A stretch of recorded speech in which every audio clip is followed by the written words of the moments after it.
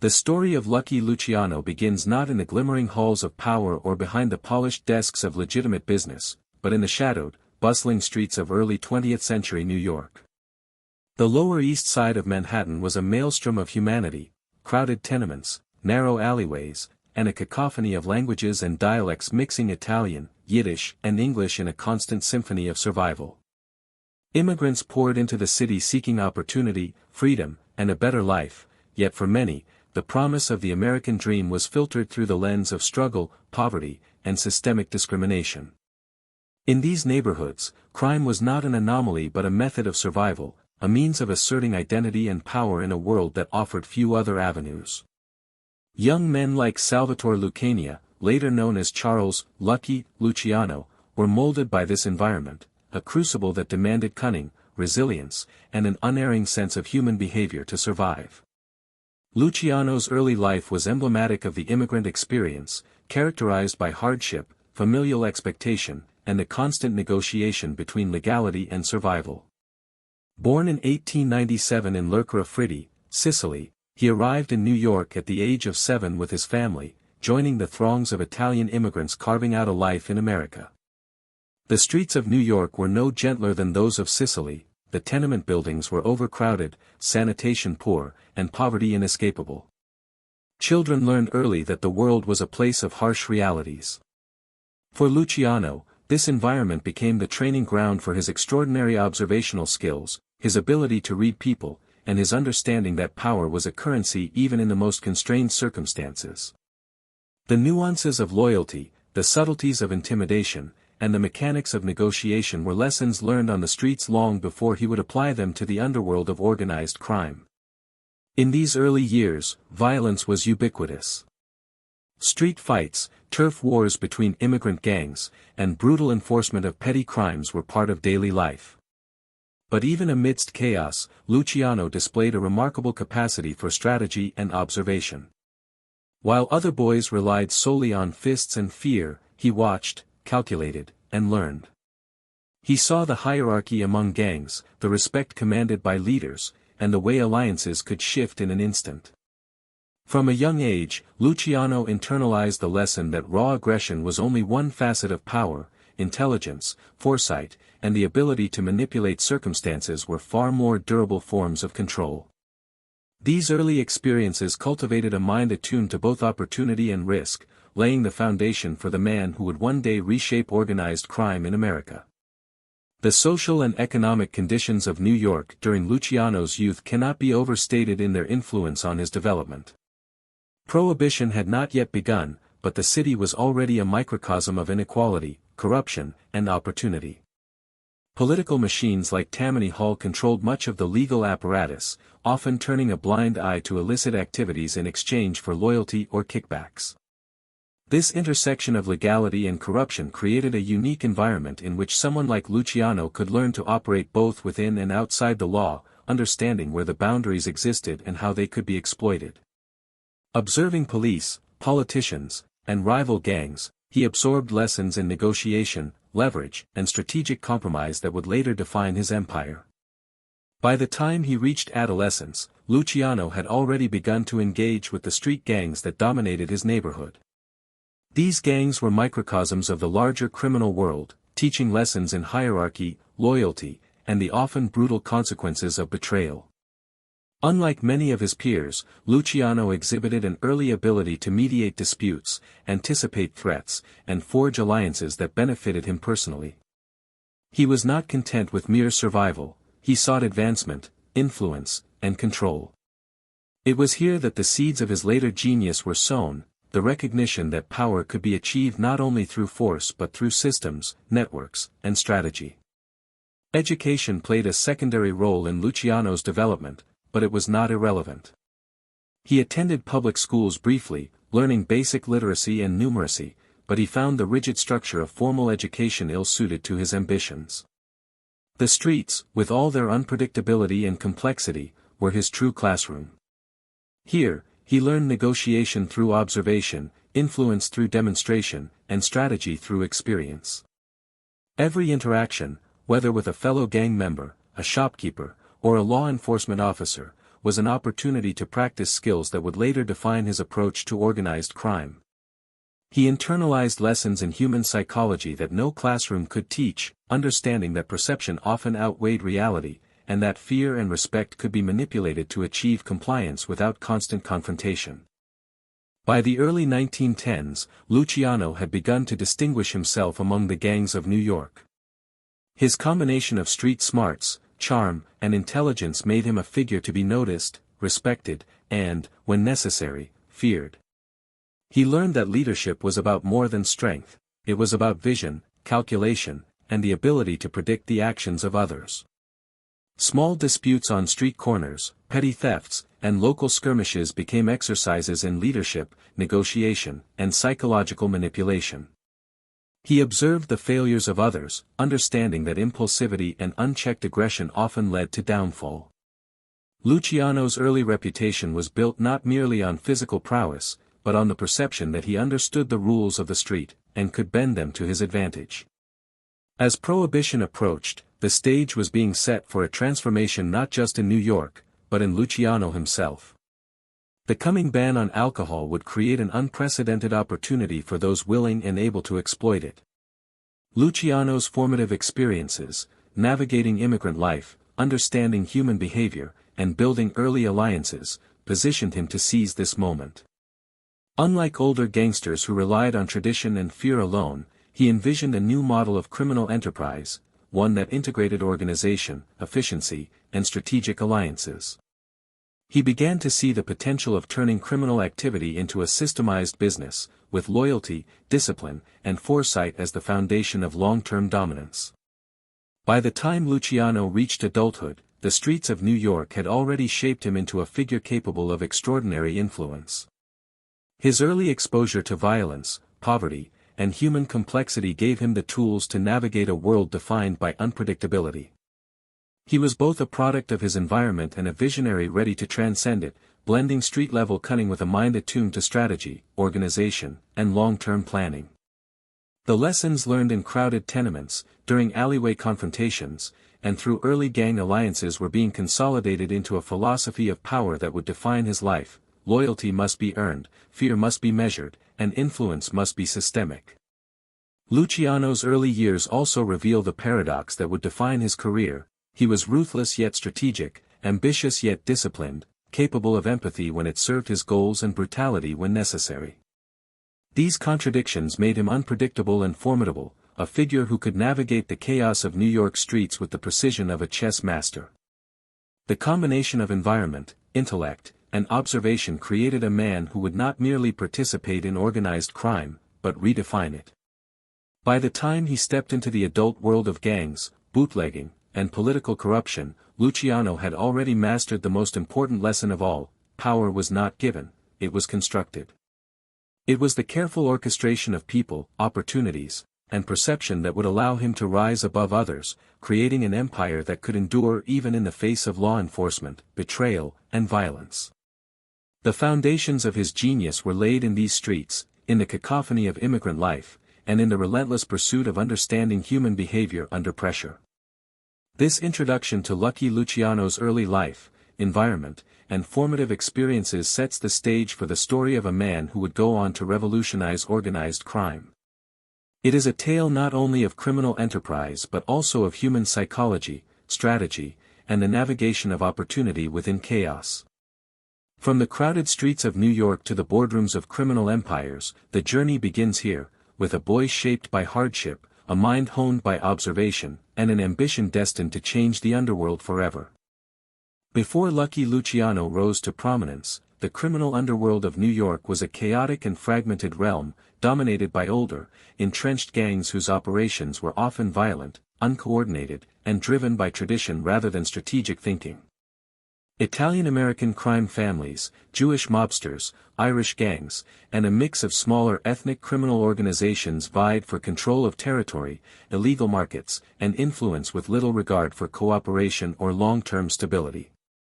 Turf wars were common, bloodshed was frequent, and the leadership of many gangs relied more on brute force and fear than on systems or organization. The underworld was a patchwork of short-term gains, constant danger, and opportunistic crime, a stark contrast to the empire Luciano would later build. At the time, prohibition had not yet reached its zenith, but bootlegging, gambling, and extortion were already lucrative. Yet the criminal ecosystem was fragmented. Rivalries often escalated into open violence, with small gangs clashing over speakeasies, gambling dens, and rackets. Leadership succession was unstable, often decided by who could intimidate or outgun the competition. In many ways, the streets were a testing ground for survival, where raw aggression often won over intelligence, and chaos was the only constant. For ambitious young men like Luciano, this environment offered both peril and opportunity. It demanded skill, daring, and the ability to navigate a world where alliances were fleeting, and betrayal could be fatal. The Italian-American gangs in particular were deeply rooted in Sicilian traditions, emphasizing family loyalty, honor, and the code of omerta, a strict ethic of silence and loyalty. Yet these older gangs often struggled with internal inefficiency and rigid hierarchies. Leadership was inherited or seized through violence, and innovation was rare. While some leaders wielded authority effectively, many were trapped in cycles of retaliation and personal vendettas, which limited their ability to expand, diversify, or sustain long-term operations. The result was a criminal landscape that, while fearsome and violent, lacked strategic cohesion. Power was localized and reactive rather than systemic, creating gaps that could be exploited by a more disciplined, visionary operator. The Jewish and Irish gangs, though sometimes allied with Italian factions, also contributed to the instability. Their operations included extortion, gambling, and racketeering, but coordination between ethnic groups was minimal. Alliances were temporary and transactional, often collapsing under pressure or in the wake of disputes. Violence was the default method of enforcement, and reputations were built on a mixture of brutality and intimidation. In this world, a young Luciano observed both the strengths and weaknesses of existing criminal structures. He saw that while fear could command obedience, it was insufficient to build a sustainable empire. Leadership required strategy, foresight, and an ability to unify disparate actors under a common system. The chaos of the underworld also drew the attention of law enforcement, politicians, and reformers, creating an environment of constant pressure. Police forces were often corrupt or selectively enforced laws, but raids, arrests, and investigations were regular reminders of the vulnerability of any criminal enterprise. The inability of older gangs to insulate themselves from law enforcement further highlighted the need for structure and delegation. Luciano would internalize these lessons, understanding that an empire could not survive on fear and violence alone. It required systems, contingency planning, and insulation from direct exposure to criminal activity. It was within this turbulent landscape that Luciano began to envision a new model of organized crime. Unlike his predecessors, he recognized that chaos could be transformed into order, violence into negotiation, and fear into loyalty. He observed the failures of older gang leaders, the tendency to cling to tradition, the short-sighted focus on immediate gain, and the inability to manage diverse operations efficiently. These insights shaped his early ambitions, teaching him that power was not merely a product of intimidation but a function of intelligence, organization, and strategic alliances. The New York of the 1920s was a city in flux. Immigrant populations were swelling, urban infrastructure was strained, and social hierarchies were in constant motion. The underworld mirrored this turbulence, reflecting both the opportunities and dangers of rapid urbanization. Prohibition, beginning in 1920, would dramatically amplify these dynamics, creating a multi-billion-dollar illegal alcohol market and attracting ambitious criminals ready to exploit it. Yet even before the ban, Luciano could see the inefficiencies and fragmentation of the existing criminal world. This awareness would become the foundation of his strategy, to consolidate power, unify disparate groups, and create a system that maximized profit while minimizing unnecessary violence. Luciano's early assessments also revealed the psychological weaknesses of his contemporaries. Older mobsters were often trapped by ego, tradition, and fear, making them predictable and vulnerable to manipulation. Alliances were brittle because they were based on fear or transactional gain rather than mutual benefit or disciplined loyalty. Luciano understood that by cultivating respect, loyalty, and fear in precise balance, he could achieve control over individuals and groups far more effectively than by relying solely on violence.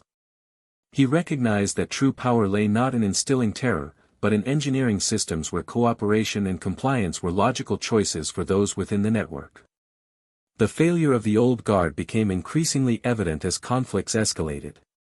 Gang wars erupted over territory disputes, revenue streams, and personal grievances, leaving devastation in their wake. Innocent civilians were often caught in the crossfire, heightening public scrutiny and law enforcement pressure. The older criminal organizations, reliant on tradition and reactive violence, struggled to adapt to the changing landscape.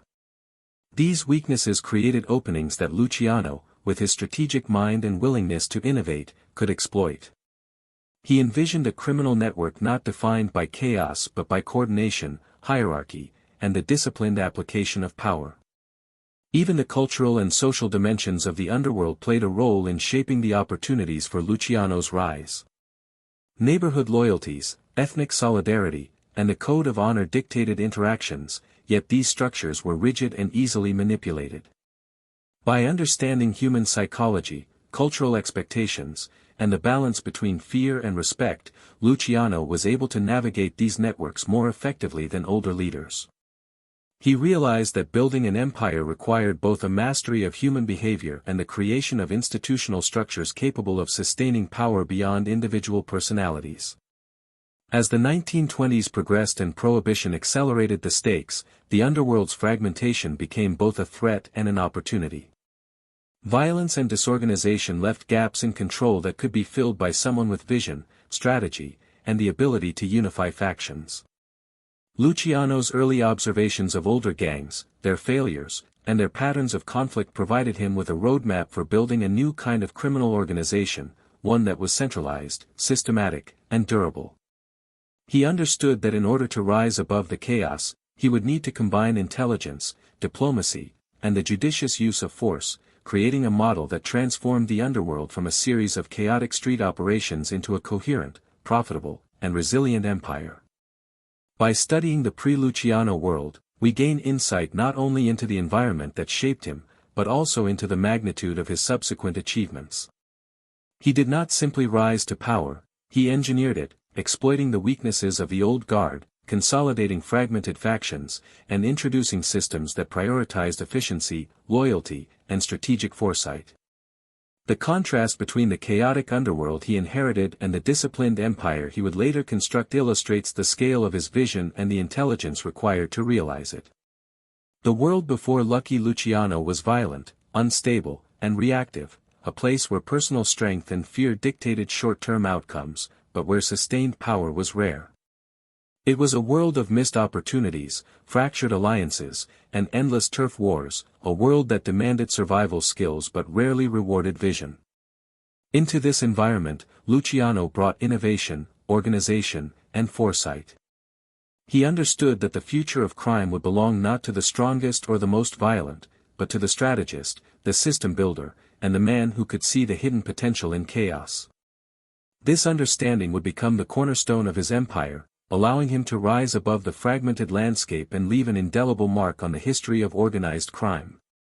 By examining this pre-Luciano underworld, the audience can fully appreciate the genius of his rise. He did not invent crime, nor did he rely solely on brutality, he transformed it. From the fragmented, chaotic streets of early 20th century New York, he built a vision, laid down structures, and cultivated the psychological insights necessary to dominate a world in which others merely survived. The contrast between the disorder of the past and the order he would impose sets the stage for the dramatic narrative of his ascent, highlighting the strategic brilliance and foresight that would define his life. Luciano's journey from a street-savvy boy to the architect of the American Mafia began in the gritty neighborhoods of New York, where survival was both a daily struggle and an education in human behavior. From a young age, he was immersed in the chaos of immigrant life, crowded tenements, overcrowded schools, and streets that were as dangerous as they were vibrant. His early experiences forced him to develop a keen sense of observation, an ability to read intentions, and a capacity for rapid decision-making that would serve him throughout his life. He quickly learned that intelligence and perception could be more powerful than brute strength, and that alliances, loyalty, and timing could determine life or death in the unforgiving streets of Manhattan. Luciano's adolescence was a period of apprenticeship in the harsh realities of urban survival. While other children played in the streets, he navigated the intricacies of neighborhood politics, gang dynamics, and the subtle negotiations that dictated social standing. Small acts of cunning, negotiating a truce between rival boys, managing disputes over territory in playgrounds and alleys, or leveraging favors from older gang members, provided him with practical lessons in strategy, psychology, and influence. These early experiences laid the groundwork for a mind attuned to patterns, risk assessment, and the complexities of human loyalty. He was learning the fundamentals of leadership before he even reached adulthood. By the early 1910s, Luciano had begun to distinguish himself among the gangs of New York. The Five Points, Little Italy, and the Lower East Side were home to a labyrinth of small criminal groups, each competing for territory, influence, and revenue from illicit activities. Unlike many of his contemporaries, who relied primarily on intimidation or violence, Luciano demonstrated an early aptitude for negotiation and alliance building. He observed rival factions, noted their strengths and weaknesses, and learned how to manipulate relationships to his advantage. While others sought dominance through brute force, he sought to consolidate power by integrating intelligence, psychology, and careful planning into his approach. Luciano's rise within the criminal underworld coincided with a period of dramatic social and economic change. Prohibition was on the horizon, creating unprecedented opportunities for those willing to exploit the illegal alcohol trade. At the same time, New York's population was expanding rapidly, intensifying competition for territory and resources. Traditional gang leaders were often ill-prepared to adapt, relying on outdated methods and rigid hierarchies. Luciano, however, saw the potential for transformation. He recognized that power in the modern underworld would belong not to the most violent, but to the most strategic, disciplined, and adaptable individuals. He began to envision a criminal empire that could transcend local conflicts and operate with efficiency, coordination, and long-term sustainability. One of Luciano's defining characteristics was his ability to combine audacity with calculated risk. Early in his criminal career, he engaged in petty theft, gambling, and minor extortion, but always with an eye toward escalation. Each small operation served as both a source of income and a training ground, allowing him to refine his strategies, assess allies and enemies, and understand the mechanisms of influence within the underworld. Unlike reckless street thugs, Luciano measured consequences, anticipated reactions, and positioned himself to maximize advantage. This strategic mindset would become a hallmark of his leadership style, deliberate, adaptive, and always several steps ahead of both rivals and law enforcement. Luciano's charisma and intelligence allowed him to navigate the complex web of alliances and rivalries that defined early 20th century New York crime. He understood that relationships were currency, and that loyalty could be cultivated, traded, or leveraged to achieve objectives. By the age of 20, he had already established connections across multiple ethnic and criminal networks, positioning himself as a mediator, strategist, and rising power broker. His ability to bridge cultural divides, negotiate truces, and manage competing interests set him apart from older gang leaders, who were often limited by tradition, ego, or narrow vision. An important element of Luciano's rise was his recognition of the limitations of violence as a sole means of power. While he was not averse to using force when necessary, he understood that indiscriminate aggression was inefficient and unsustainable. Early experiences taught him that violence must be measured, strategic, and combined with psychological manipulation. Fear alone could inspire obedience, but respect and loyalty created lasting influence.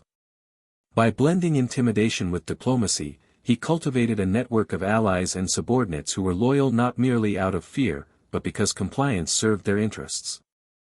This approach allowed him to extend his reach beyond what brute force alone could achieve. Luciano also demonstrated remarkable organizational foresight at a young age.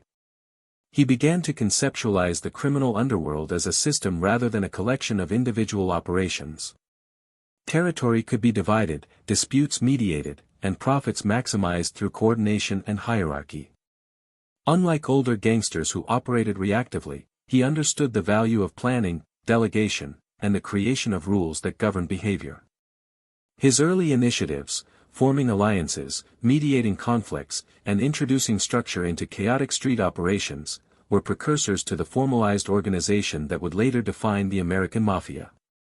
The psychological dimension of his early rise cannot be overstated. Luciano possessed an intuitive understanding of human behavior, the motivations, fears, and desires that guided people's actions. He could assess character quickly, identify weaknesses, and predict reactions, allowing him to manipulate situations in his favor. This mastery of psychology, combined with strategic planning, gave him an advantage over peers who relied solely on violence or intimidation.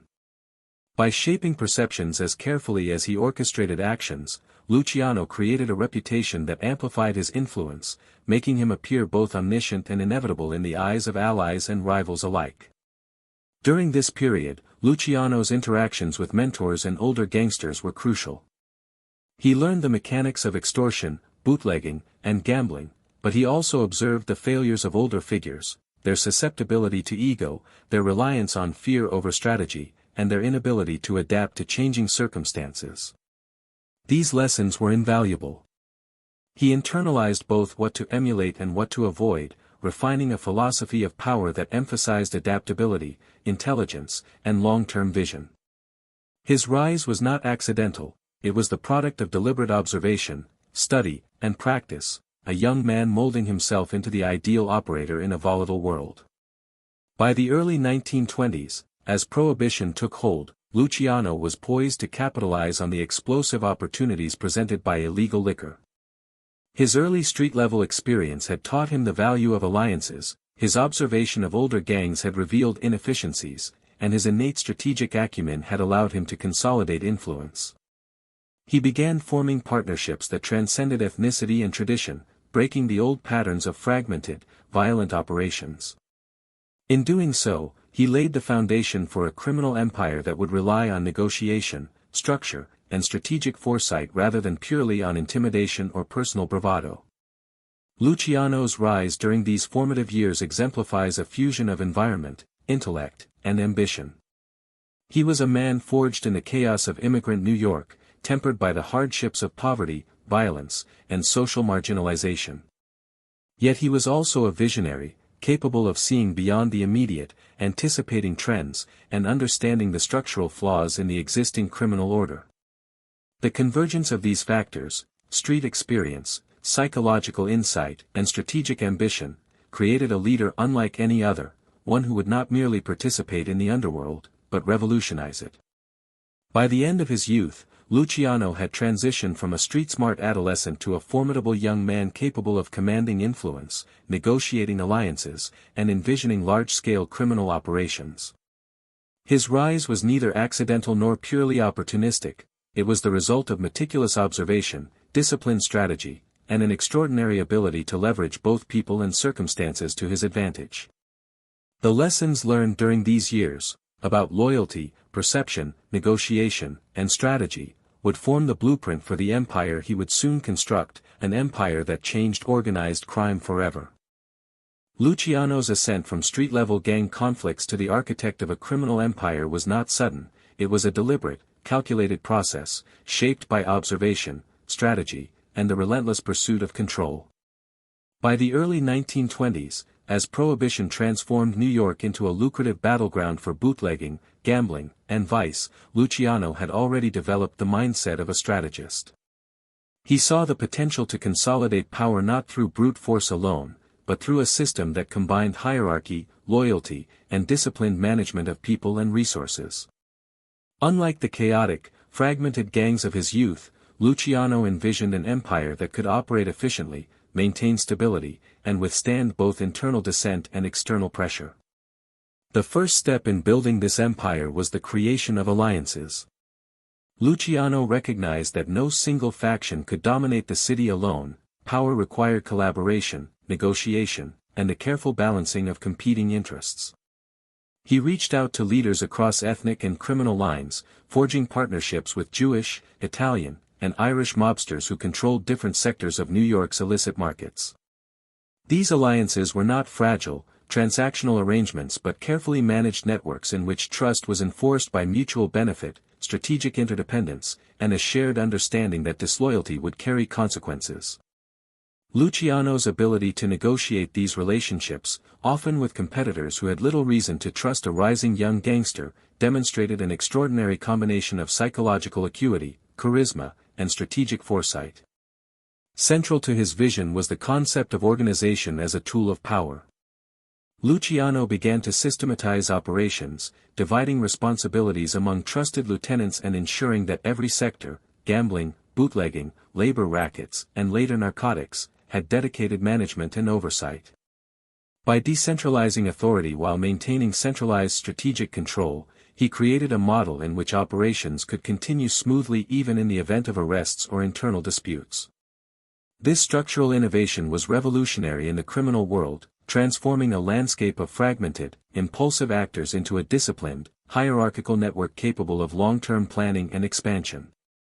Luciano also revolutionized the role of loyalty and discipline within his organization. While older gangs often relied on fear or family ties alone, he understood that sustainable power required a codified system of incentives and consequences. Associates were rewarded for competence, loyalty, and discretion, while betrayal or incompetence carried swift and predictable repercussions. This balance of carrot and stick ensured that the organization operated efficiently and that members were invested in the success of the enterprise, rather than acting purely out of self-interest or fear.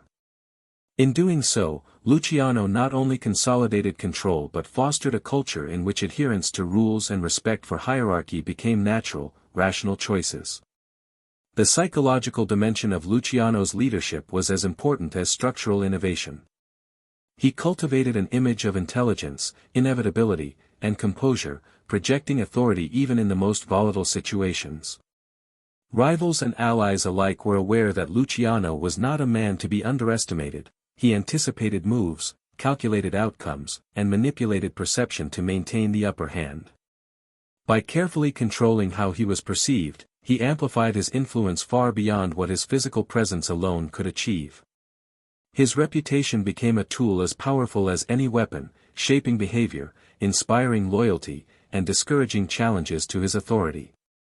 One of Luciano's most notable achievements in empire building was the establishment of the so-called National Crime Syndicate, a loose but influential network of organized criminal groups coordinated through negotiation and oversight. While the precise structure was informal, the principles were clear: disputes would be mediated, territory respected, and collective profit maximized. Luciano's vision was to create a system in which the underworld operated like a legitimate business, with rules, dispute resolution, and strategic alliances minimizing unnecessary violence and maximizing efficiency. This approach not only stabilized the criminal environment but also increased profitability and reduced the risk of catastrophic losses from turf wars or law enforcement crackdowns. The consolidation of power required both tactical skill and strategic ruthlessness. Luciano did not hesitate to eliminate rivals or suppress dissent when necessary, but these actions were always calculated to achieve long-term objectives. Violence was a tool, not a default mode of operation. By targeting specific threats and removing obstacles efficiently, he created space for his organization to expand while maintaining overall stability. Every act of enforcement, every assassination or intimidation, was integrated into a larger strategy designed to reinforce authority, preserve alliances, and secure the enterprise. Another dimension of Luciano's empire building was his early recognition of the importance of political and law enforcement relationships. He understood that influence over elected officials, police, and labor leaders could protect operations, reduce exposure, and provide strategic intelligence. By cultivating these connections through bribery, negotiation, and mutual interest, he insulated his organization from some of the pressures that had destabilized older gangs. These relationships were carefully managed to maintain plausible deniability while ensuring that key decisions favored his interests, further demonstrating his ability to operate as both a criminal and a strategist. Luciano's approach to the business of crime also involved diversification. He recognized that reliance on a single revenue stream created vulnerability. By spreading operations across gambling, bootlegging, labor rackets, and later narcotics and prostitution, he reduced risk while increasing potential profit. This diversification was managed systematically, with oversight delegated to trusted lieutenants who reported back on performance, compliance, and challenges. The result was an enterprise that operated with remarkable efficiency, resilience, and adaptability, capable of weathering arrests, rival attacks, and shifts in market demand. The organizational genius of Luciano extended to the management of personnel. He was adept at identifying talent, assessing character, and placing individuals in positions where their skills and temperament maximized both loyalty and operational success. Associates were often tested for competence and discretion before being entrusted with critical responsibilities, ensuring that the inner workings of the empire were staffed with capable and dependable operators. This careful cultivation of talent reinforced the stability and professionalism of the organization, distinguishing it from older, more haphazard criminal networks. Importantly, Luciano's empire was not static, it evolved with changing circumstances. He continually assessed risks, monitored alliances, and adjusted strategies to respond to new threats or opportunities. This adaptability ensured that the organization remained resilient even in the face of law enforcement pressure, internal disputes, or market shifts. Luciano's ability to anticipate future developments, plan contingencies, and implement structural adjustments was a defining feature of his leadership and a key factor in the longevity of his influence. By the mid-1920s, Luciano's empire was fully operational, spanning multiple neighborhoods, industries, and ethnic networks. He had transformed the chaotic, fragmented criminal underworld into a disciplined, highly profitable enterprise. His rise was a combination of psychological insight, strategic planning, alliance building, and operational management, a synthesis of street smarts and organizational genius that no other gangster of his era had achieved. The power he wielded was both visible and invisible, seen in the obedience of associates and the fear of rivals, yet rooted in the systems, structures, and strategies he had meticulously developed.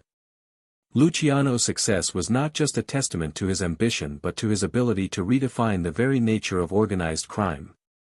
He demonstrated that empires could be built through intelligence, foresight, and disciplined management rather than mere violence.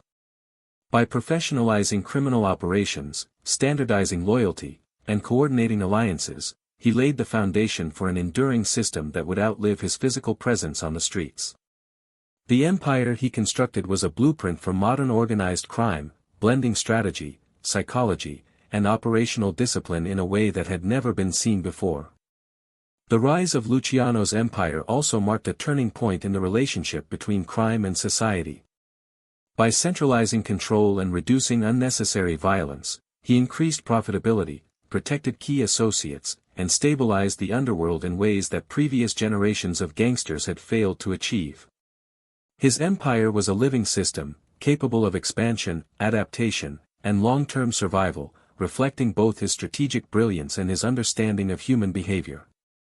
Ultimately, Luciano's empire building demonstrates a singular truth, that power, when combined with intelligence, organization, and psychological insight, can be both resilient and far-reaching.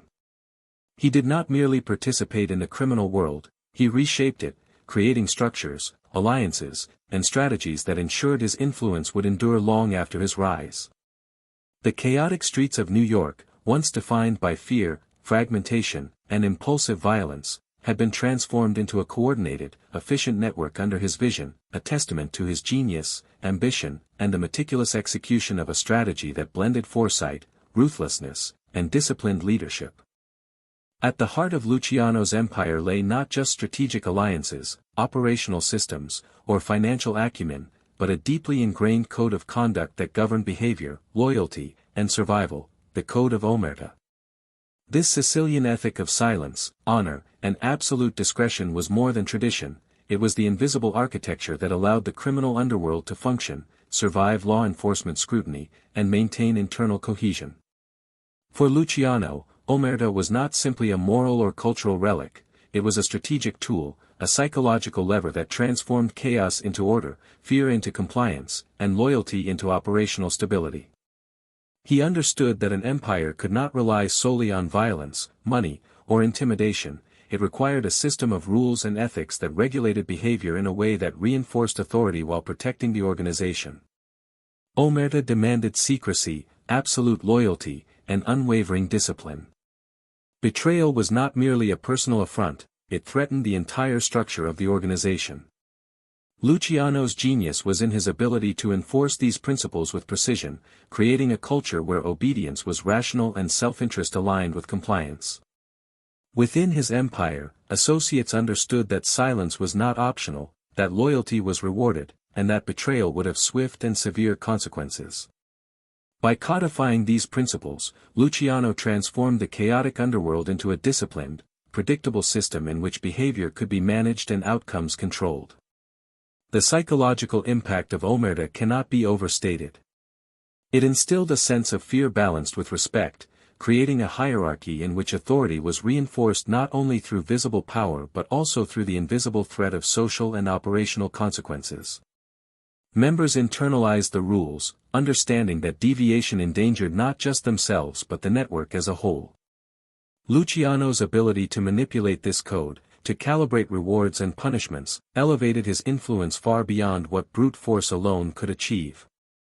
He had mastered the art of controlling perception, shaping behavior, and embedding loyalty into the very psychology of those who operated under him. Loyalty under Luciano was not blind, it was conditional, earned through competence, discretion, and adherence to the principles of the organization. Associates who demonstrated intelligence, reliability, and initiative were entrusted with significant responsibility, often managing critical operations or supervising others. This system encouraged ambition and performance within a framework that prioritized collective stability over personal gain. By embedding loyalty into operational structures, Luciano ensured that the organization could function efficiently, even in the face of internal conflict or external pressure.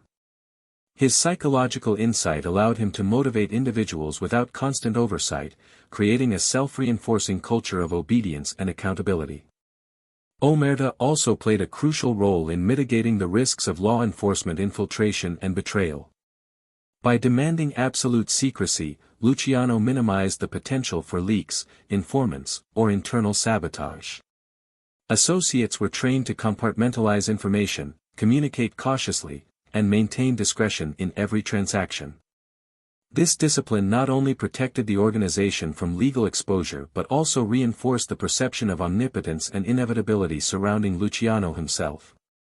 Rivals and law enforcement alike came to view the empire as impenetrable, a psychological advantage that enhanced his control and deterred challenges. The enforcement of Omerta was both practical and symbolic. Disloyalty, indiscretion, or defiance was met with calibrated consequences, from intimidation and demotion to violent retribution. These measures were never arbitrary, they were carefully designed to reinforce the authority of leadership, maintain organizational integrity, and communicate the seriousness of the code. The predictability of these consequences ensured that members internalized the rules and aligned their behavior accordingly. In this way, Luciano combined morality, psychology, and strategy into a unified framework that governed human behavior with remarkable efficiency. Luciano's understanding of human psychology extended beyond fear and obedience. He recognized that respect, admiration, and the promise of reward could be as powerful as threats. Skilled associates who adhered to Omerta were granted influence, access to resources, and opportunities for advancement. This balance of fear and reward created a culture in which loyalty was rational, self-interest aligned with organizational goals, and the system operated with minimal friction. By appealing simultaneously to ambition and prudence, Luciano maximized both compliance and performance, ensuring that the organization functioned as a coherent and efficient machine. The Code of Omerta also fostered a sense of identity and belonging within the empire. Associates were part of a system larger than themselves, bound by rules, rituals, and shared objectives. This collective identity reinforced loyalty and created psychological cohesion that transcended individual personalities. Members understood that their actions reflected not just on themselves, but on the organization as a whole. By embedding social and cultural norms into operational behavior, Luciano ensured that the principles of loyalty, discretion, and honor became internalized, producing compliance that was both genuine and enduring. Luciano's implementation of omerta went hand in hand with the development of formal structures and hierarchies. Each lieutenant, capo, and soldier was aware of their role, responsibilities, and the limits of authority. This clarity reduced internal conflict, minimized miscommunication, and allowed the organization to operate efficiently even during crises. The code of conduct, combined with clear organizational structure, transformed a network of independent actors into a disciplined, coordinated enterprise capable of executing complex operations across multiple industries and territories. Importantly, omerta also served as a tool of power projection. By demonstrating unwavering control over loyalty and behavior, Luciano created a perception of inevitability and invulnerability. Associates knew that betrayal would be met with swift retribution, rivals feared exposure or strategic elimination, and law enforcement struggled to penetrate the disciplined network. This psychological dominance amplified the empire's effectiveness, reinforcing the authority of leadership while minimizing direct confrontation. Luciano's mastery of perception management made the empire appear larger, more organized, and more powerful than any rival could challenge. The Code of Omerta also shaped Luciano's approach to negotiation and diplomacy. He understood that enforcing rules was not only about punishment but about creating trust, predictability, and reliability. Allies and partners, both within and outside the Italian-American criminal world, came to rely on the stability and integrity of the system. By enforcing loyalty and discretion consistently, Luciano fostered confidence among collaborators, reduced uncertainty in transactions, and ensured that the broader network functioned with minimal friction. This capacity to combine ethical principles, psychological insight, and strategic control was central to his genius as a leader. While fear and discipline were essential, Luciano also recognized the value of subtlety and discretion in consolidating loyalty. Public displays of violence were minimized, and internal disputes were often resolved quietly, preserving both the reputation of the organization and the perception of control. Associates were trained to operate efficiently, avoid unnecessary risk, and maintain operational secrecy. By embedding these norms into the culture, Luciano created a self-sustaining system in which members were motivated to comply because it was rational, advantageous, and psychologically ingrained. Omerta under Luciano was more than a code, it was a framework for governance, psychology, and strategy. It allowed him to manage human behavior, mitigate risk, and enforce loyalty across a complex, multi-ethnic network. The combination of fear, respect, and systemic discipline created an environment in which obedience was automatic, alliances were stable, and operational efficiency was maximized. In doing so, Luciano not only preserved the empire he built but elevated the entire concept of organized crime to a level of sophistication previously unseen in America. Ultimately, the Code of Omerta exemplifies Luciano's genius in transforming the raw power of the street into the subtle, disciplined influence of an empire. He understood that leadership is not merely the exercise of force, but the orchestration of human behavior through rules, incentives, and perception. Loyalty became a system, discretion a strategy, and obedience a rational choice. By mastering these psychological and structural dimensions, Luciano ensured that his organization could operate with resilience, efficiency, and cohesion, an empire that could endure internal and external threats alike. Through Omerta, Luciano demonstrated that the most effective power is often invisible, woven into the norms, expectations, and psychology of those who serve it. This code was the backbone of his empire, the mechanism by which strategy, loyalty, and discipline converged to create a system far more formidable than any individual act of violence could achieve. It is a testament to his vision that, even decades later, the principles of Omerta remain central to the functioning of organized crime worldwide, illustrating the enduring influence of Luciano's understanding of human behavior, control, and the subtle art of empire building. Luciano's rise was not achieved in isolation, it was a delicate dance of alliances, rivalries, and a constant negotiation of loyalty. From the earliest stages of his criminal career, he understood that no empire could be built by sheer force alone. Relationships mattered, with allies who could extend his reach, with subordinates who could execute his vision, and with rivals whose aggression could be redirected or neutralized. Central to his success was his ability to identify individuals who were not only ambitious but also intelligent, disciplined, and adaptable.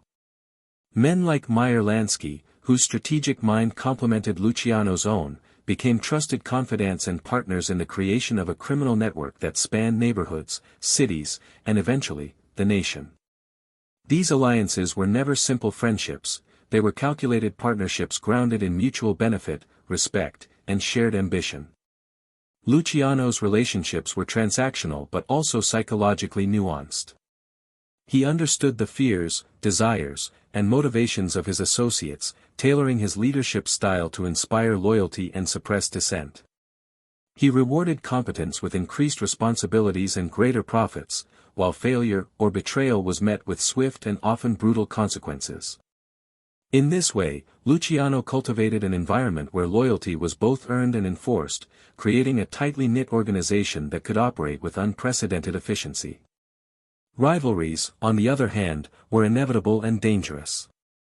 Figures like Giuseppe Masuria and Salvatore Maranzano dominated segments of the Italian-American underworld, and they viewed Luciano's rising influence with suspicion and hostility. Yet even in these conflicts, Luciano relied less on brute force than on strategy and manipulation. He carefully studied the ambitions, weaknesses, and fears of his rivals, identifying opportunities to divide and conquer. By fostering dissent among enemies, negotiating secret truces, or strategically aligning with their associates, he was able to neutralize threats while minimizing open warfare. This blend of diplomacy, intimidation, and psychological insight allowed him to expand his influence without becoming ensnared in constant violent conflict. Trust was both a currency and a weapon. Luciano's associates knew that their fortunes were tied to his vision, and this understanding reinforced loyalty. At the same time, he never underestimated the human tendency toward ambition, jealousy, or fear. He was vigilant in monitoring potential disloyalty, employing subtle methods of control and surveillance that kept his organization cohesive. Alliances were regularly tested, rivalries carefully navigated, and every interaction became an opportunity to strengthen his position.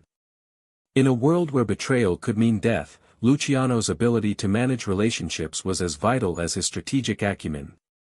The psychology of power in Luciano's world was complex. Fear alone could secure obedience temporarily, but true influence required respect, opportunity, and the perception of inevitability. Luciano cultivated all three.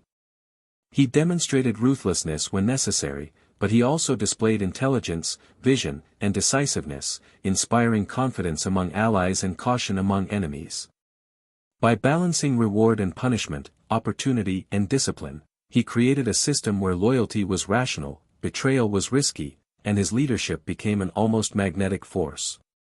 By the mid-1920s, Luciano's web of alliances and rivalries had transformed the underworld into a more structured, navigable environment. Allies provided resources, information, and manpower, rivals were neutralized, co-opted, or carefully monitored. This careful orchestration of human behavior allowed Luciano to expand his empire with precision and control. It was in this intricate interplay of loyalty, fear, and ambition that his true genius shone. The rise of Lucky Luciano was not simply a tale of ambition or violence, it was the story of a strategist who understood that power was relational, and that the careful cultivation of alliances and management of enemies could achieve what guns alone never could. Through this mastery of interpersonal dynamics, Luciano laid the groundwork for the creation of the Mafia Commission, a governing body that would codify rules, mediate disputes, and ensure stability across the families.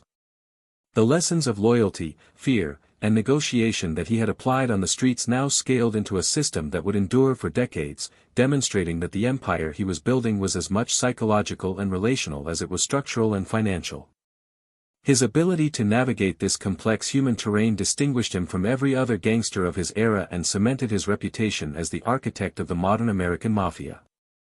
Luciano's empire was defined not just by loyalty and strategic alliances, but by his revolutionary approach to the business of crime.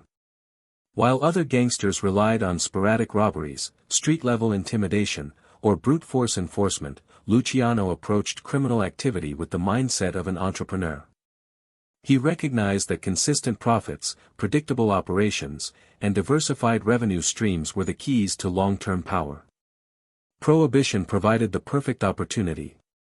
The ban on alcohol created an enormous black market, and Luciano quickly positioned himself at the center of its flow. Bootlegging was not just a source of income, it was a testing ground for his organizational theories, a way to demonstrate that structured crime could generate wealth on an unprecedented scale. He developed a network of suppliers, distributors, and enforcers that mirrored a legitimate business. Liquor flowed from Canadian suppliers through complex routes, stored in warehouses, and distributed to speakeasies and clubs across the city. Each step was carefully monitored, profits calculated, and risks managed. Luciano's ability to blend efficiency with discretion allowed him to operate under the radar, minimizing law enforcement interference while maximizing gains. Unlike other gang leaders, who relied on intimidation or sheer volume, Luciano's operations were sophisticated, coordinated, and adaptable, giving him a competitive edge over rivals who clung to outdated methods. Gambling was another cornerstone of his empire. Rackets ranged from small neighborhood card games to large-scale operations in clubs, casinos, and racetracks. Luciano understood that gambling could be more than just a pastime for his associates, it could be a highly profitable enterprise if managed correctly. He introduced systems for collection, oversight, and enforcement that reduced losses and maintained order among patrons and employees alike. By applying structure and accountability to these operations, he was able to generate massive revenue while keeping disputes contained, ensuring that his organization remained stable even in volatile environments. Labor unions and racketeering also fell under Luciano's control, further expanding his influence into legitimate industries. By infiltrating unions and manipulating labor disputes, he could extract payments from businesses while positioning himself as a behind-the-scenes problem solver. This not only increased his profits but also broadened his influence, giving him leverage over both legal and illegal markets. Luciano understood that control over labor, commerce, and territory was interconnected, each element reinforcing the other, creating a self-sustaining system that strengthened his empire. Even prostitution, one of the more socially stigmatized aspects of organized crime, was treated with business-like precision. Brothels were managed efficiently, protection systems were established, and revenue flows were carefully monitored. Violence was applied selectively, primarily to enforce discipline or remove competition, rather than as a default method of control. This rational, methodical approach distinguished Luciano from his contemporaries and set a precedent for how organized crime could function on a scale far larger than street-level operations. Meyer Lansky, his trusted associate, played a crucial role in the financial management of these enterprises, ensuring that profits were maximized and laundered effectively. Together, they created a model where risk was calculated, expansion was strategic, and growth was systematic. Luciano's genius lay in his ability to integrate diverse criminal activities into a coherent empire, balancing profit, discipline, and influence in a way that few, if any, of his rivals could match. By combining strategy, organization, and foresight, Luciano transformed crime from a series of violent, chaotic ventures into a complex, well-oiled enterprise. He demonstrated that power was not merely about fear or brute strength, but about control, efficiency, and the ability to create systems that could endure. Through gambling, bootlegging, prostitution, and labor racketeering, Luciano's empire grew in wealth, reach, and influence, solidifying his position as a visionary architect of organized crime. Every operation, every decision, was a testament to his understanding that true dominance required both brains and discipline, a calculated orchestration of people, money, and power that would define his legacy for decades to come. Beneath the surface of Luciano's carefully constructed empire, a world of violence and hidden conflict constantly simmered. While his public persona projected order, efficiency, and strategic foresight, the underworld was never entirely stable. Rival gangs, jealous allies, and ambitious underlings were always seeking opportunities to challenge his authority or carve out a piece of the empire for themselves. The streets of New York remained a dangerous place, and Luciano understood that to survive and maintain control, he had to be vigilant, adaptable, and ruthless when necessary. Every decision, every alliance, every move was a test of his ability to balance diplomacy with intimidation. Gang wars flared regularly, often over seemingly minor disputes that could escalate into deadly confrontations. Luciano learned early that direct confrontation was costly and unpredictable, so he developed tactics to neutralize threats without unnecessary bloodshed. Bribery, negotiation, strategic marriages of convenience, and carefully timed betrayals became his tools of choice. By manipulating rivalries, he could turn enemies against one another or pacify them with incentives that reinforced loyalty. In this hidden war, intelligence was more valuable than bullets, and Luciano's ability to anticipate moves before they happened gave him a distinct advantage. At the same time, law enforcement pressure intensified. Police raids, federal investigations, and the threat of incarceration loomed over every operation. Luciano navigated this danger by cultivating relationships with corrupt officials and exploiting loopholes in the system. He understood the importance of perception, ensuring that his hands remained clean publicly while his network executed the dirty work. Through intermediaries, proxies, and layers of management, he insulated himself from direct criminal exposure, making it difficult for authorities to connect him to the crimes orchestrated under his command. Internal conflicts within his own organization also required constant attention. Ambition among his lieutenants could turn to betrayal if not carefully monitored. Luciano maintained loyalty through a combination of reward, fear, and psychological insight, ensuring that those who benefited from his empire had a vested interest in its stability. Discipline was enforced swiftly but selectively, demonstrating that consequences were real without destabilizing the system. Every act of loyalty was cultivated, every act of betrayal punished, creating a culture where survival depended on both competence and obedience. The hidden war also extended beyond New York. As his operations expanded into other cities, he had to negotiate with other families, rival ethnic gangs, and criminal networks operating in cities like Chicago, Philadelphia, and Miami. Each interaction required tact, strategy, and a deep understanding of human psychology. Luciano's ability to project strength while remaining flexible allowed him to broker deals, prevent wars, and absorb smaller gangs into his network without resorting to unnecessary violence. He understood that power was not only about winning battles but about preventing them when possible.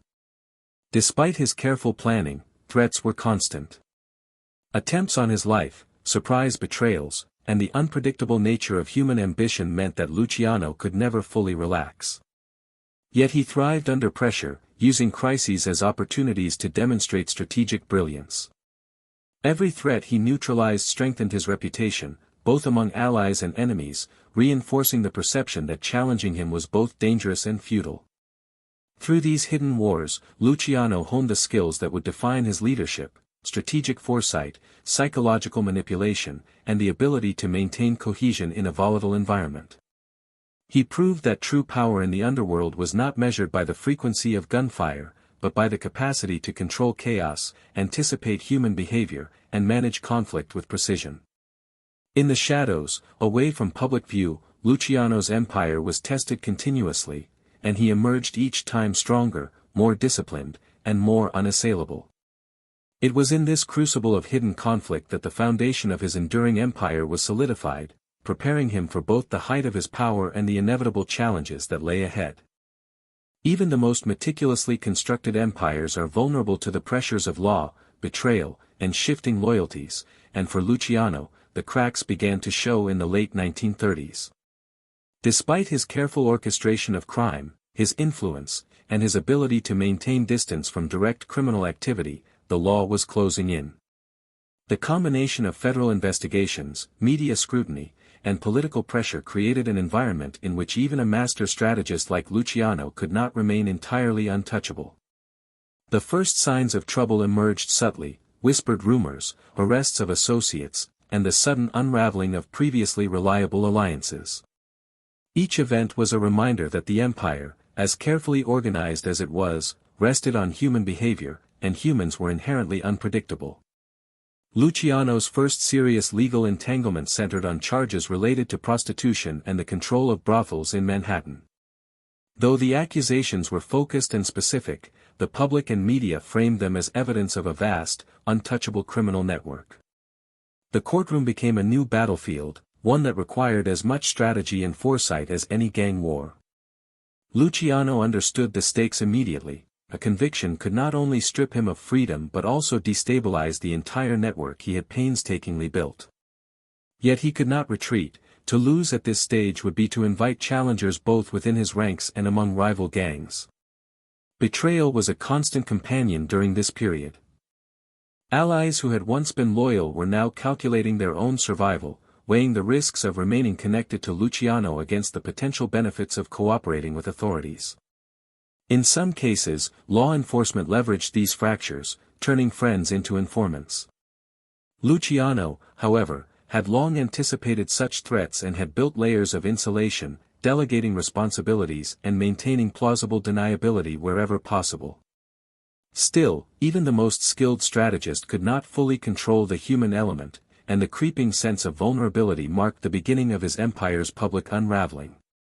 The pressures of the investigation forced Luciano to confront a paradox he had long ignored: the same structures that had secured his rise, networks of people, alliances, and systems of influence, were also the points most susceptible to exposure. While he had insulated himself from direct criminal evidence, the sheer scale of the empire meant that someone, somewhere, could betray him, intentionally or inadvertently.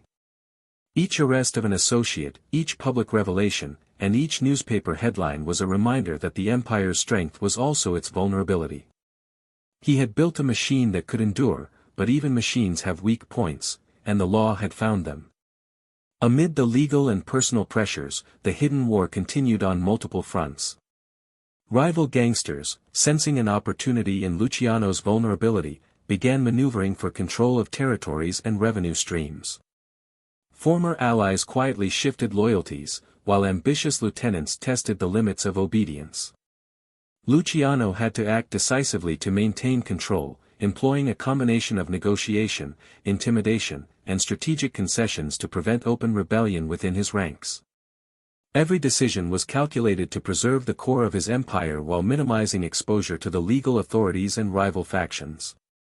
Despite these challenges, Luciano's strategic brilliance was on display even during his downfall.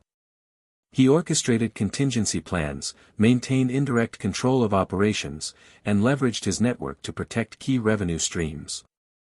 He remained a step ahead in the psychological game, ensuring that even as law enforcement closed in, rivals and associates continued to act in ways that favored his interests.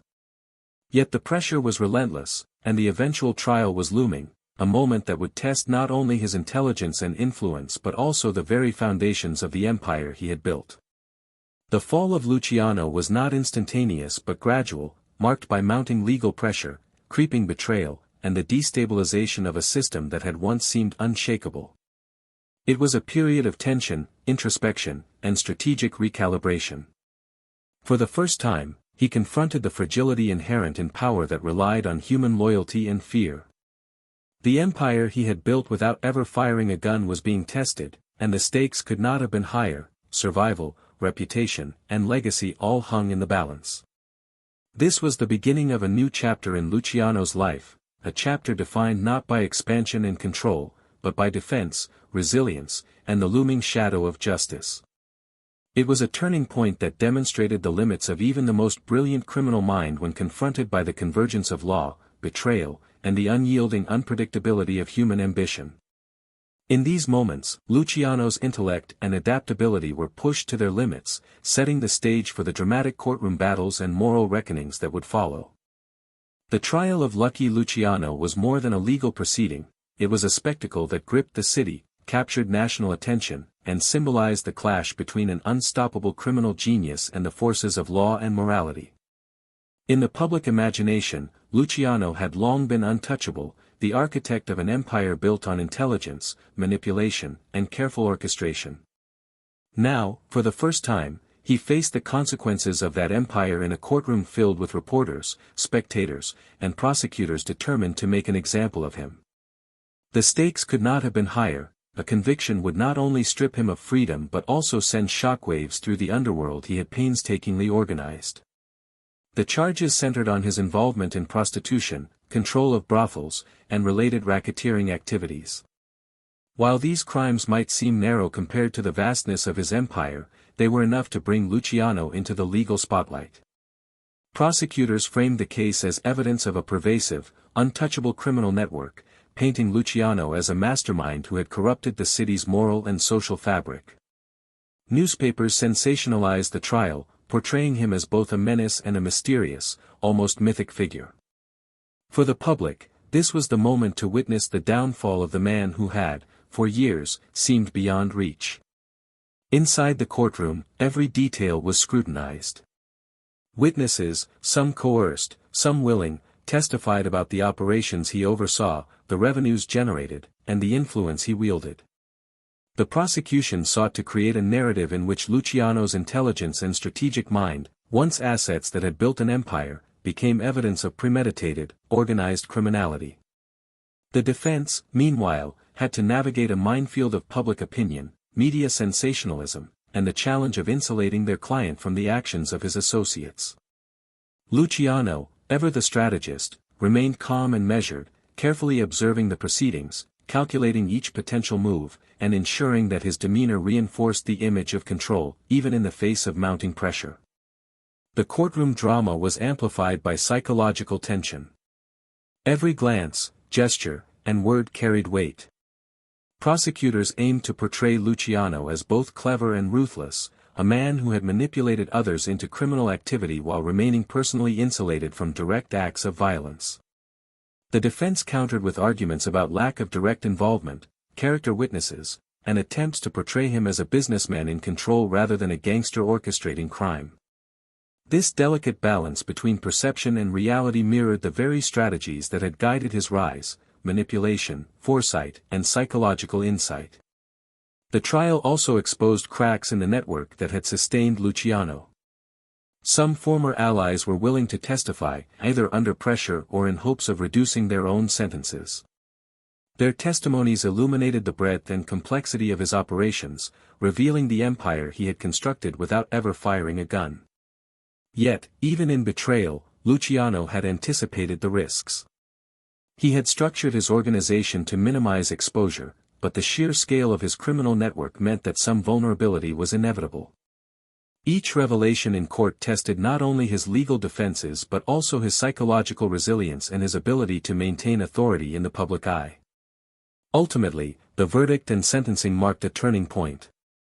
Luciano was convicted and faced a lengthy prison term, a punishment that symbolized both personal failure and systemic victory.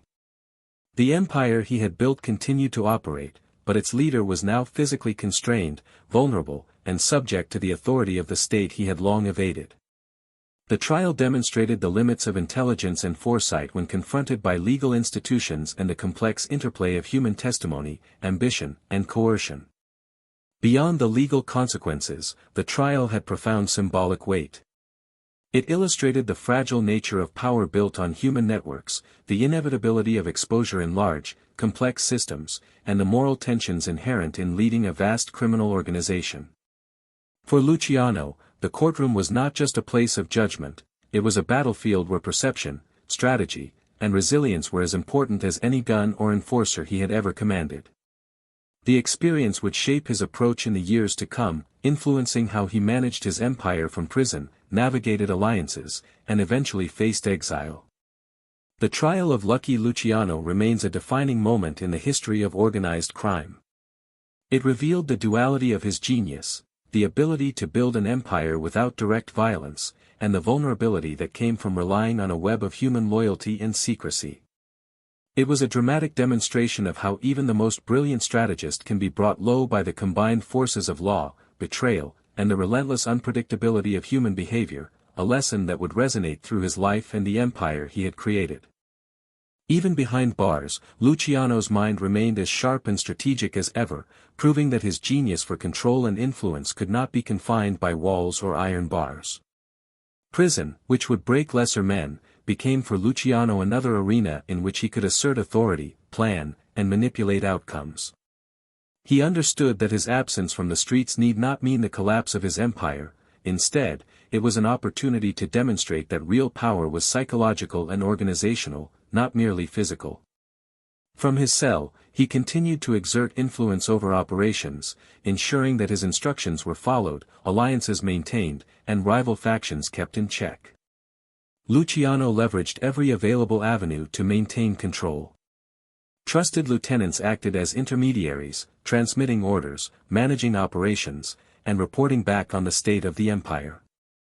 Through letters, coded messages, and carefully placed confidants, he orchestrated complex criminal activities ranging from gambling to labor rackets. Even in confinement, he remained fully aware of the dynamics of power, monitoring loyalty and identifying potential threats or opportunities. Prison, rather than diminishing his authority, allowed him to refine his methods of indirect control, proving that leadership was as much about perception and influence as it was about proximity or personal action. The psychological aspect of power behind bars was equally critical. Luciano projected an image of calm, control, and inevitability, reinforcing his reputation both among inmates and the criminal world outside. Stories of his composure and strategic thinking spread, cementing his myth and ensuring that respect, and fear, remained intact.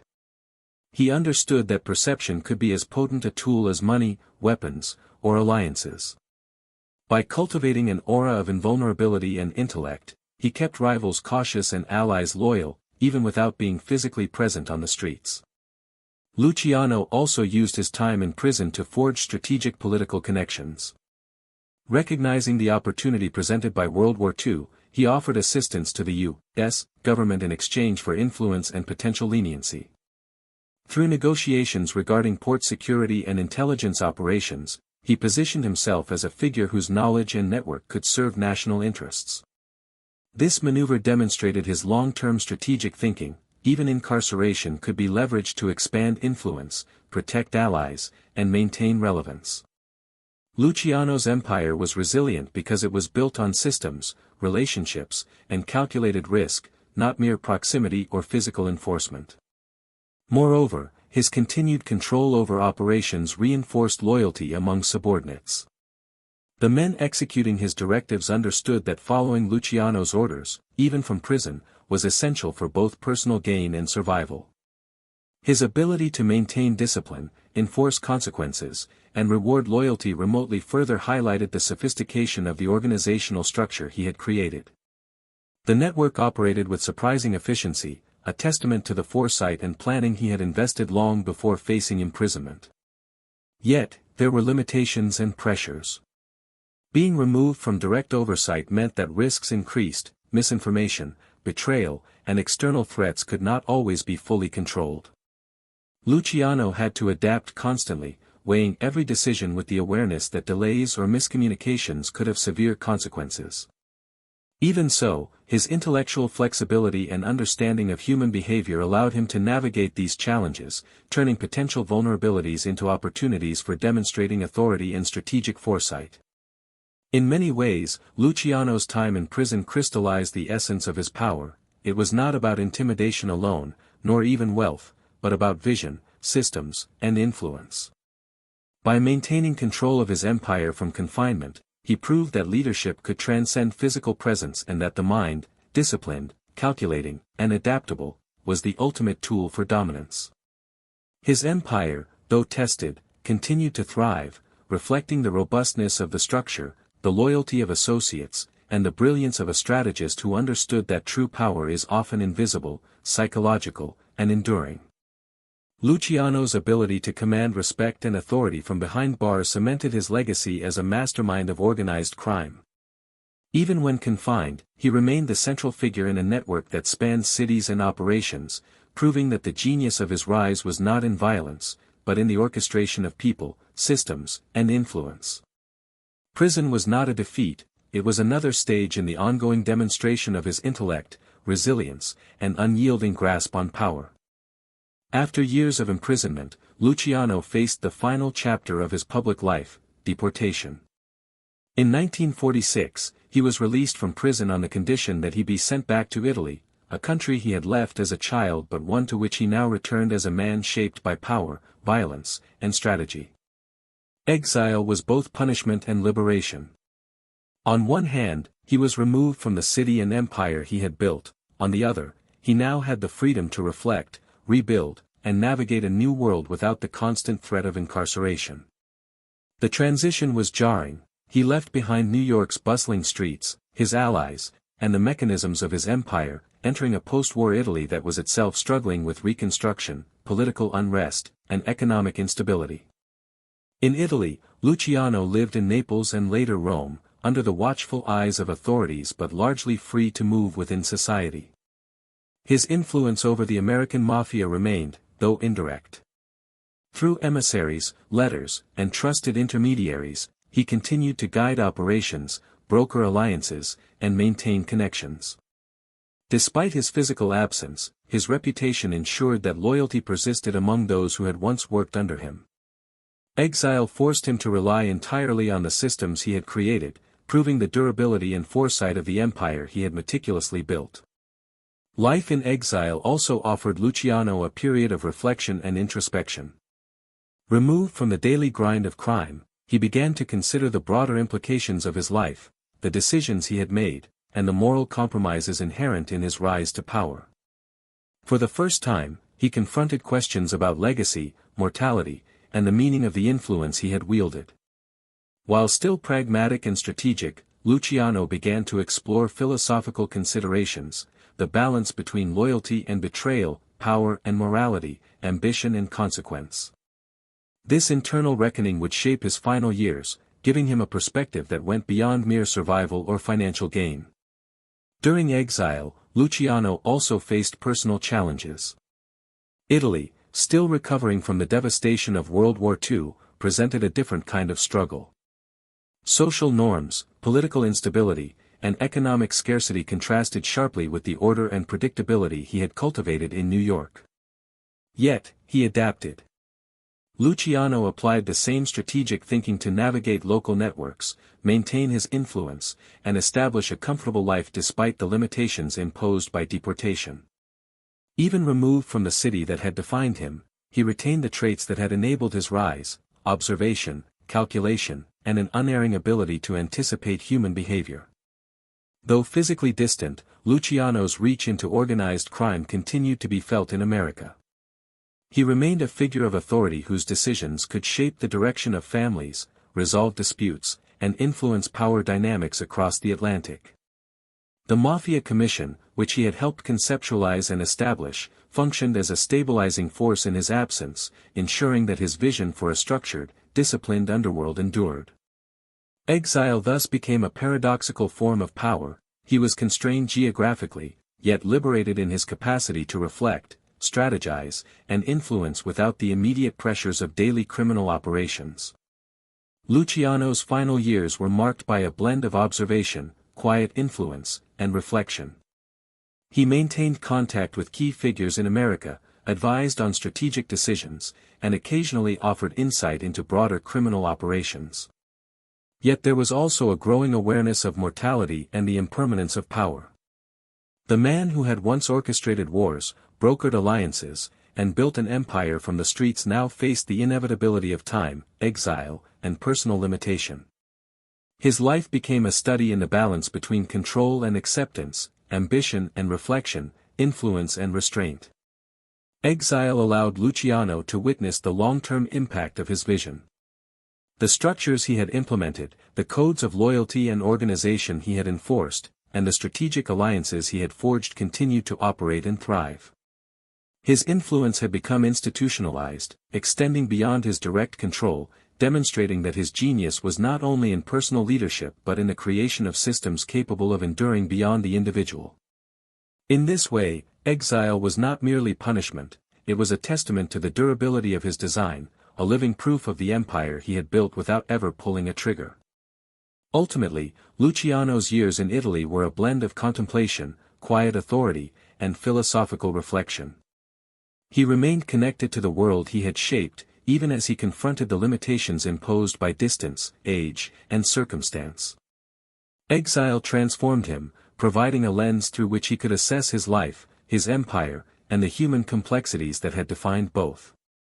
It was in this period that the myth of Lucky Luciano matured, blending the narrative of a ruthless strategist with that of a thinker who had profoundly understood the mechanics of power, loyalty, and human behavior, lessons that would resonate long after his death. Lucky Luciano's legacy is both monumental and paradoxical, a blend of genius, ruthlessness, and enduring influence that reshaped organized crime in ways few could have anticipated. Unlike gangsters whose power was transient, tied to personal strength or fear, Luciano's impact lay in the systems he created, the networks he forged, and the principles he established. He professionalized crime, transforming it from chaotic street-level operations into a disciplined, hierarchical, and highly efficient enterprise. Through his vision, organized crime became less about impulsive violence and more about strategy, negotiation, and the orchestration of human behavior, a model that would influence generations of mobsters and criminal enterprises worldwide. The most enduring element of Luciano's legacy was the creation of the Mafia Commission, a governing council designed to mediate disputes, enforce rules, and prevent the kind of internecine warfare that had previously defined Italian-American organized crime. By establishing this system, Luciano not only consolidated his power but also introduced a level of stability and predictability that allowed criminal enterprises to flourish over decades. The Commission institutionalized principles of diplomacy, negotiation, and strategic foresight, ensuring that the empire he helped build could survive beyond the lifespan of any single individual. This innovation marked a turning point in the history of organized crime, demonstrating that intelligence and organization could eclipse brute force as the true sources of power. Luciano's methods also redefined the psychology of criminal leadership. He demonstrated that fear alone was insufficient, influence required respect, loyalty, and an understanding of human behavior. Associates and rivals alike were manipulated with precision, rewarded for competence, and disciplined for betrayal, creating a culture in which obedience was rational and betrayal costly. By integrating strategy, loyalty, and discipline, Luciano's model of leadership elevated organized crime from a series of opportunistic ventures into a sophisticated enterprise, blending economics, human psychology, and operational management. His influence extended beyond America. The principles he codified, structured hierarchy, interfamily diplomacy, and strategic management of operations, were studied, adapted, and implemented by criminal organizations worldwide. Luciano's legacy was not merely in the wealth or power he amassed, but in the enduring template he left for the organization, governance, and psychological management of criminal enterprises. Future generations of mobsters would emulate his methods, not because of fear, but because they worked, proving the brilliance of his approach to leadership and empire building. At the same time, Luciano's life also serves as a cautionary tale. His rise was meteoric, his empire vast, and his intellect unmatched, yet even he could not escape the consequences of law, betrayal, and the inherent instability of human networks. His imprisonment, trial, and eventual exile underscore the fragile balance between genius and vulnerability, ambition and consequence. Luciano's story reminds us that even the most sophisticated systems are subject to disruption, and that human behavior, with all its unpredictability, remains the ultimate variable in the calculus of power. Luciano's persona has also become part of popular culture, a symbol of the archetypal gangster who wields power not merely through force, but through intellect, foresight, and psychological mastery. Films, books, and documentaries continue to portray him as a visionary of organized crime, blending the mythic and the real, the ruthless and the strategic. This cultural legacy underscores the duality of his influence. He was both a man of his time, operating within the violent and opportunistic world of Prohibition-era America, and a timeless strategist whose lessons on power, loyalty, and human behavior resonate far beyond his era. Ultimately, Luciano's legacy is defined by the enduring structures, systems, and philosophies he left behind. He demonstrated that an empire could be built without ever pulling a trigger, that influence could be exercised through strategy and intelligence rather than sheer force. His life is a testament to the power of foresight, organization, and psychological acuity in shaping outcomes in volatile, high-stakes environments. The empire he crafted, the rules he codified, and the innovations he introduced continue to shape organized crime to this day, ensuring that Lucky Luciano remains not just a historical figure, but a foundational architect of modern criminal strategy.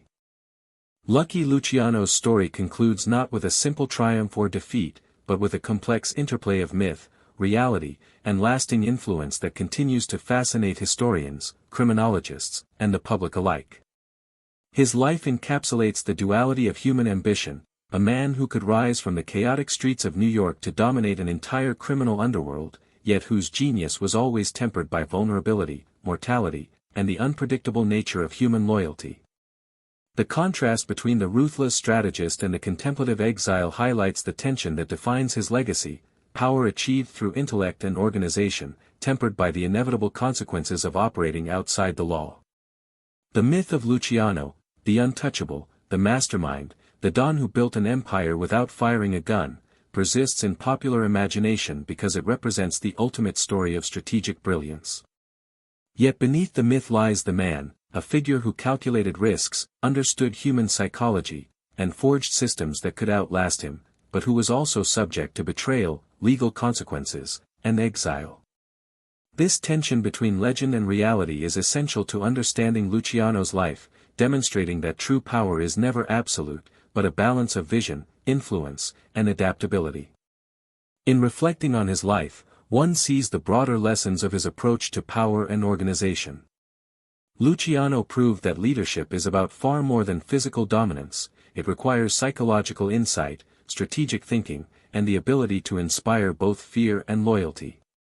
He transformed crime into a systematized enterprise, professionalizing operations, delegating authority, and creating structures capable of enduring beyond his personal control. The empire he built was a reflection of disciplined intelligence, an architecture of human behavior as much as criminal activity. His exile and final years illustrate the inevitability of consequence, no matter how brilliant the strategist. Luciano was forced to reconcile the life he had built with the limitations imposed by distance, law, and time. Yet even in these circumstances, he remained influential, a testament to the systems and networks he had designed. His capacity to adapt, reflect, and maintain authority despite separation underscores the depth of his intellect and the enduring nature of his influence. The enduring fascination with Luciano also lies in the psychological complexity of his character. He was neither purely villain nor hero, but a man navigating extreme circumstances with intelligence, ambition, and pragmatism. The contrasts in his life, rise and fall, loyalty and betrayal, fear and respect, create a narrative that is as much about human behavior and strategy as it is about crime. His story provides insight into the mechanics of power, the psychology of leadership, and the delicate balance between personal ambition and systemic control. Ultimately, Luciano's legacy is a study in paradox. He achieved unparalleled influence without resorting to constant violence, yet his world was steeped in danger and brutality. He created order from chaos, yet was ultimately constrained by forces beyond his control. He was feared, respected, and mythologized, yet profoundly human in his vulnerabilities. His life serves as a cautionary tale, a blueprint for strategic thinking, and a historical touchstone that continues to inform both the study of organized crime and the understanding of power itself. As the final curtain falls on Luciano's story, the enduring image is that of a man who mastered the art of influence, foresight, and organization in a world defined by unpredictability. His empire, though fragmented and altered after his exile, reflects the lasting power of intelligence over brute force, strategy over impulsivity, and vision over circumstance. In examining the myth and the man together, we gain not only a portrait of the greatest mobster of his era but also a timeless lesson in the psychology of power, the structure of influence, and the consequences of ambition when wielded in the shadows. Lucky Luciano's life ultimately reminds us that empires built on intellect and strategy can leave a legacy that outlives the individual, but that even the most brilliant minds must contend with the immutable realities of human behavior, law, and time. His story is both a history lesson and a psychological case study, a testament to the enduring interplay of power, morality, and ambition in the human experience.